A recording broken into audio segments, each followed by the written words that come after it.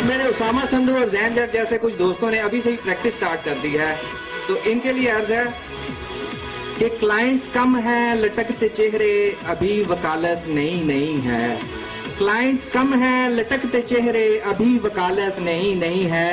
अभी तकल्लुफ आर्ग्यूमेंट्स में, अभी प्रैक्टिस नहीं है।